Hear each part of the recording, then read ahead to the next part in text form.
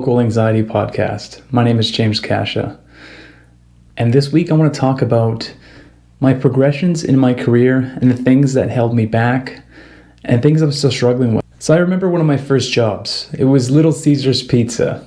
Here it was, just some 17-year-old punk kid, long hair, greasy, didn't look too presentable. And I got the job through a company called Bowman's Employment. Now, at the time, this was a cool gig because I just got out of high school. I didn't have any job, no prospects, no nothing like that. And my friends kind of told me, hey, there's this thing that you can go to that will put you into different jobs and they'll teach you how to write a resume. They'll get you situated and you'll get paid for it. I was like, you know what? This is like high school point two, like 2.0.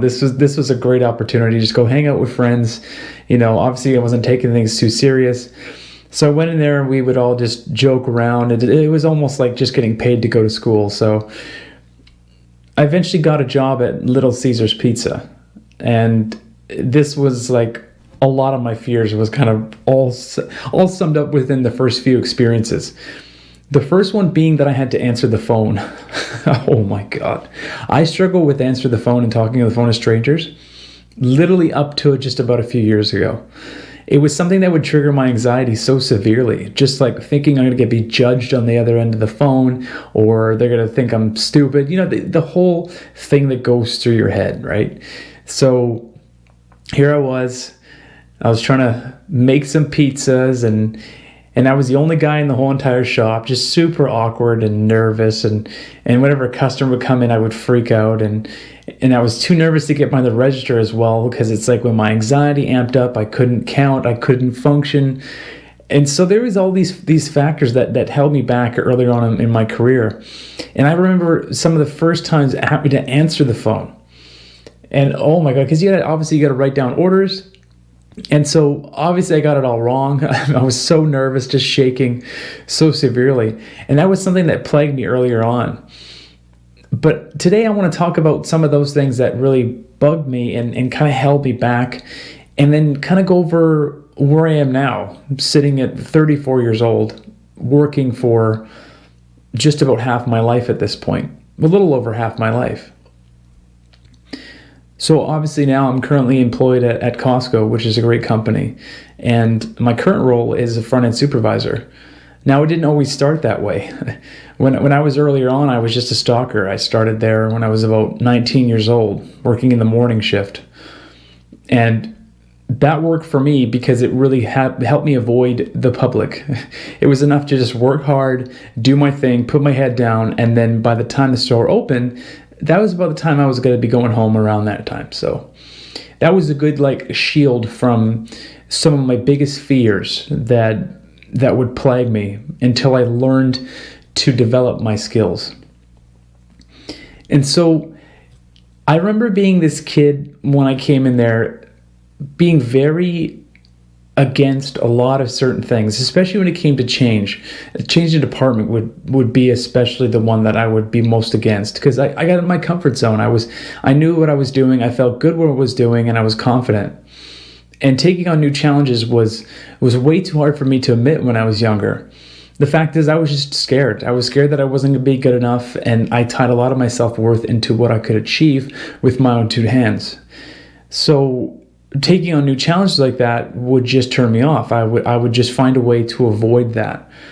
That being said, now fast forwarding to my current roles, I've been working in areas that I never thought I would be. So I'll go over the list. I never thought that I would ever work in the tire shop. I'm not a mechanical type guy. That was a struggle.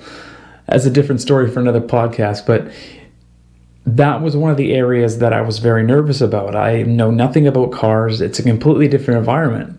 Yet here I found myself, when I decided to take on the role of becoming a supervisor at all costs, was getting thrown in there.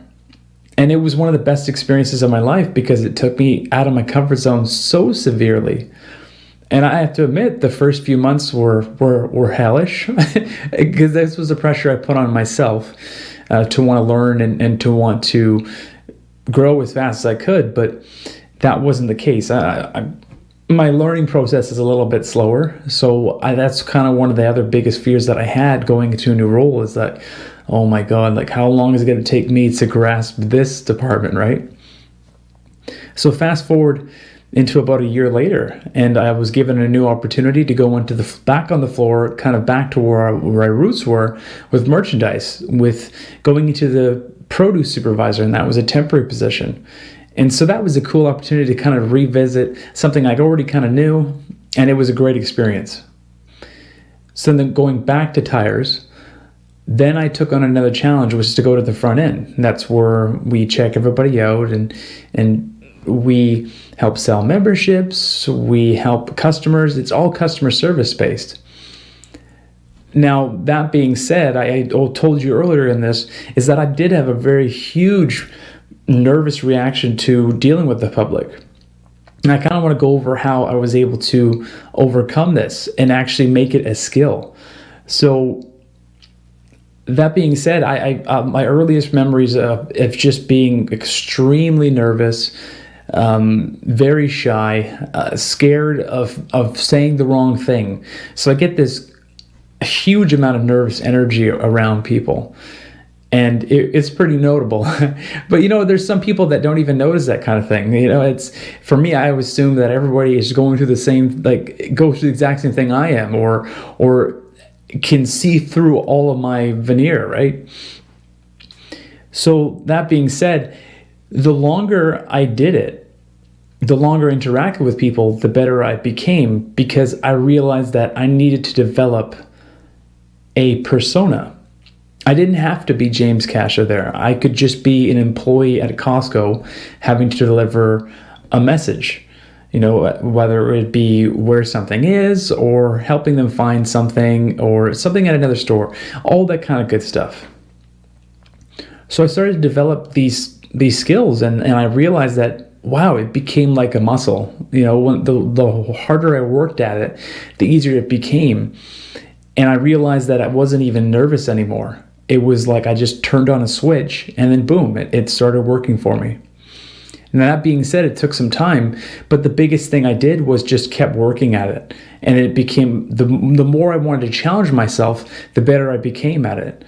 And so when I try to establish and teach that to other people, is that you just need to develop a persona, and you don't need to be you. But what I did learn is that as I got better with my skill, I was allowed to start infusing me into my persona.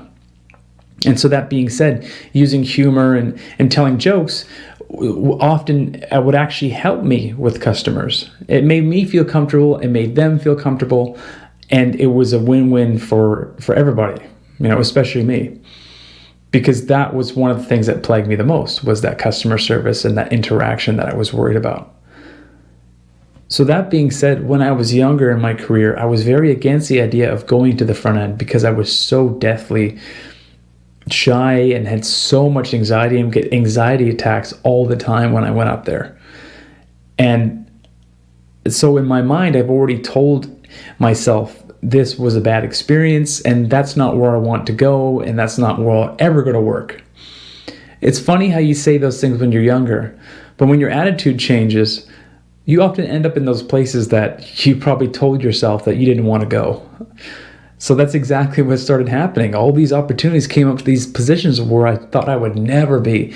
And I was so bold to tell everybody, even the managers, like, I'm never going to work up here. There's my young self really knowing what he really wants. And then here I am going to all these different roles. And so now in the next few days, I'm going to be starting another new position, which is in the clothing department. And that's another one that's just like, I always had that on my list of like, I don't think I can ever work in there. I have no idea what I'm doing. I don't know anything about fashion, as you can clearly see. I don't know how to fold clothes. My whole mind is already telling me all these preconceived notions of what I think it's going to be. But if I learned anything, it's that stepping into something that you're not comfortable is often the best way to grow. And I spent a whole life avoiding things and trying to run away from things that scared me.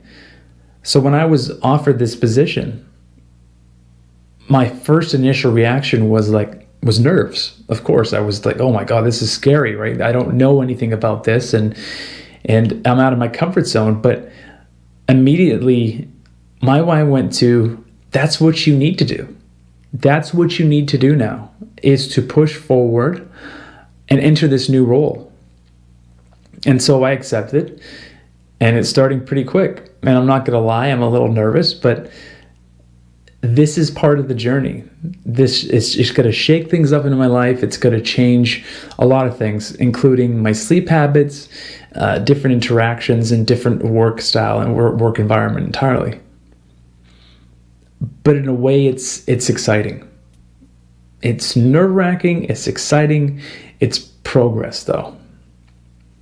So kind of what I want everybody here to take from this is that those things that often make you nervous, sometimes it's the best way to just run towards them.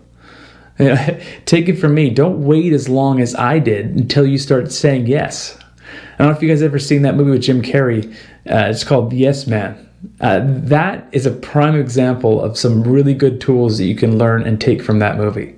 Now, not everything you can take from that movie, but there's this core, actual underlying value of this, is this character in that movie was constantly running away from things that caused harm or he thought would cause him harm. And especially interacting with other people, trying new things. He was against everything until he decided to make a change. And that's the kind of life that I want to lead now. I want to start saying yes to more things that are going to help me grow. So look to yourself in your life right now. What is the thing that you're running away from? It's time to start facing it. And I'm making small steps and small improvements. And that's what I ask you to do. Start small. Try something new. Try a new food. Who knows? Try a new trail. I don't know. Anything. Just start the journey. That's all for this week's episode of the Local Anxiety Podcast. Hope you enjoyed. And hey, leave a comment down below and tell me if you're going to challenge yourself or there's something that you're scared of that you want to try, but you just don't have the nerves to do it. I want to hear it. Let me know. Have a good week.